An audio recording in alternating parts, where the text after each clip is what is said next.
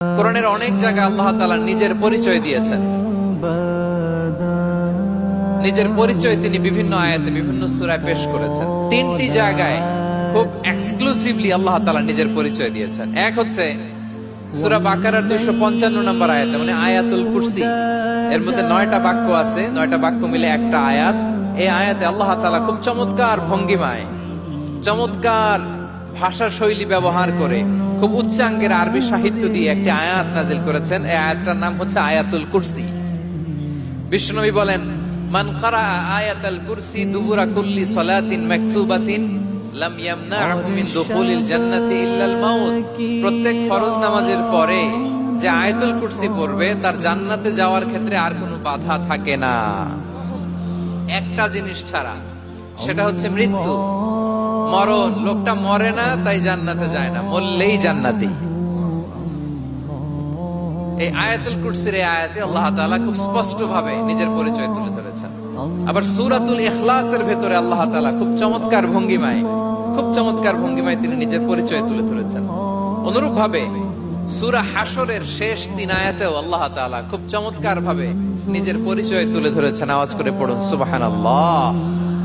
সূরা হাশরের শেষ 3 আয়াতের একটা বিশেষ ফজিলত আছে, এটা আপনারা পড়বেন। কি ফজিলত? বিষ্ণু ইসা ইসলাম বলেন, মান ক্বালা হিনা ইউসবিহু সালাসা মাররাতিন আউযু বিল্লাহিস সামিউল আলীম মিনাশ শাইতানির রাজীম সুম্মা ক্বারা সালাসা আয়াতিন মিন আখিরি সূরাতিল হাশরি ওয়াক্কালাল্লাহু বিহি ৭০,০০০ মালাকিন ইউসাল্লুনা আলাইহি ওয়া ইন মাতা ফি যালিকাল ইয়াউমি মাতা শাহীদান। বিশ্বনবী মুহাম্মদুর রাসূলুল্লাহ সাল্লাল্লাহু আলাইহি ওয়াসাল্লাম ইরশাদ করেন, যে ব্যক্তি সকাল বেলা 3 বার তেলাওয়াত করবে আউযু বিল্লাহিস সামিউল আলীম মিনাশ শাইতানির রাজীম, এরপরে সূরা হাশরের শেষ 3টি আয়াত তেলাওয়াত করবে, রব্বুল আলামিন ওই ব্যক্তির জন্য ৭০,০০০ ফেরেশতা নিয়োগ দিবেন, যারা সারা দিন ওই লোকের জন্য মাগফিরাতের দোয়া করবে। শুধু এখানেই শেষ নয়, বিশ্বনবী ফরমান, ওয়া ইন মাতা ফি যালিকাল ইয়াউমি মাতা শাহীদান, ওই দিন যদি ওই ব্যক্তিটা ইন্তেকাল করে, সে শহীদ হয়ে কিয়ামতের দিন আল্লাহর সামনে দাঁড়াবে।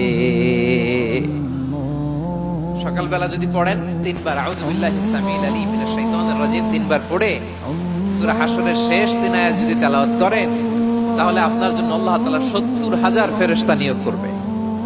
সারা দিন তারা আপনার জন্য মাগফিরাতের দোয়া করবে, আর ওই দিন ইন্তেকাল করলে আল্লাহ তাআলা শহীদ হিসেবে আপনাকে কিয়ামতের দিন দাঁড় করাবে। সুবহানাল্লাহ, এত আস্তে।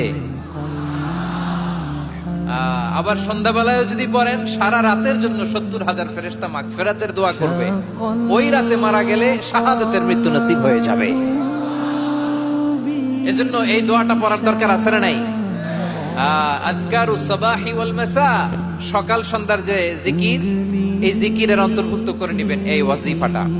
মুখস্থ আছে না সবার? বাংলাদেশে ফজরের নামাজে প্রত্যেক মসজিদে যখন তাসবিহ পড়ে, ইমাম সাহেব এটা তালিম দেয় না, তালকিন দেয় না? প্রিয় বারোয়াখালীবাসী, মুখস্থ আছে না সবার?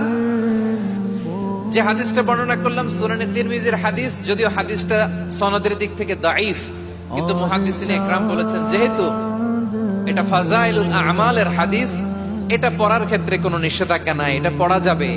সো সকাল সন্ধ্যা যদি সুযোগ হয় এই ওজিফাটা যেন আমরা পড়ি। আউযু বিল্লাহি মিনাশ শাইতানির রাজীম, বিসমিল্লাহির রহমানির রহিম,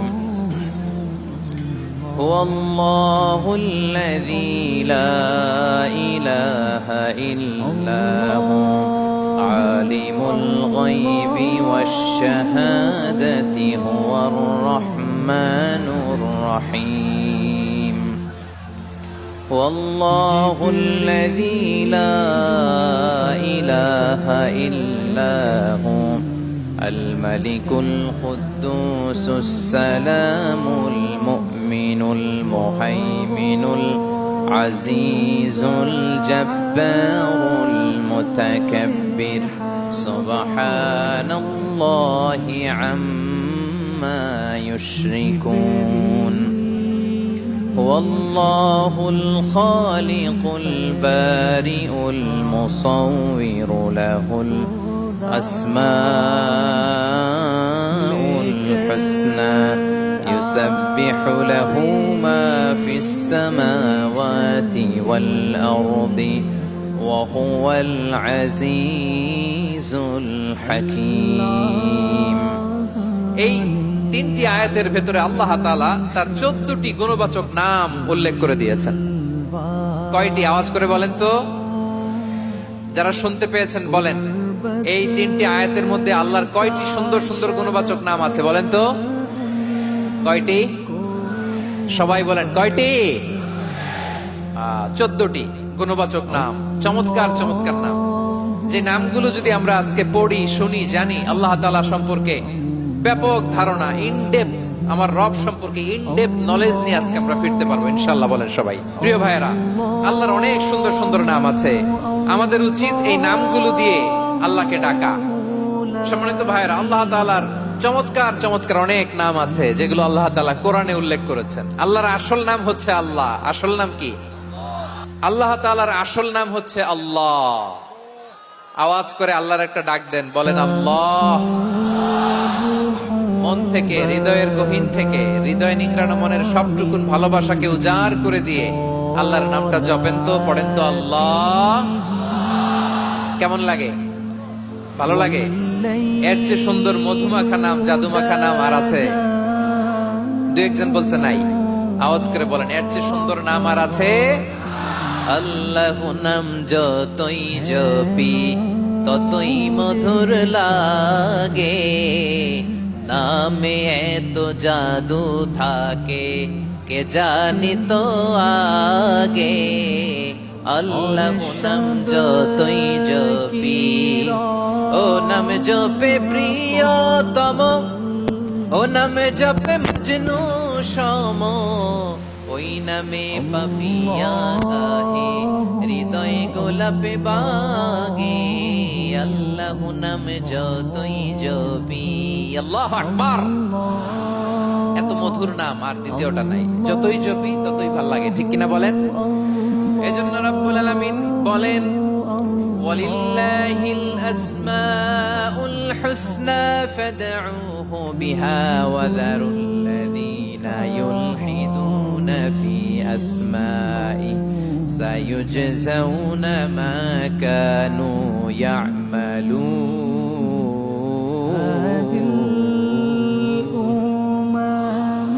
আল্লাহ বললেন, আমার অনেক সুন্দর সুন্দর নাম আছে, অনেকগুলো গুণবাচক সুন্দরতম নাম আছে। তোমরা এই নামগুলো ধরে আমি আল্লাহরে ডাকো, আর যারা আমি আল্লাহর নামের বিকৃতি ঘটায় তাদেরকে তোমরা বর্জন করো।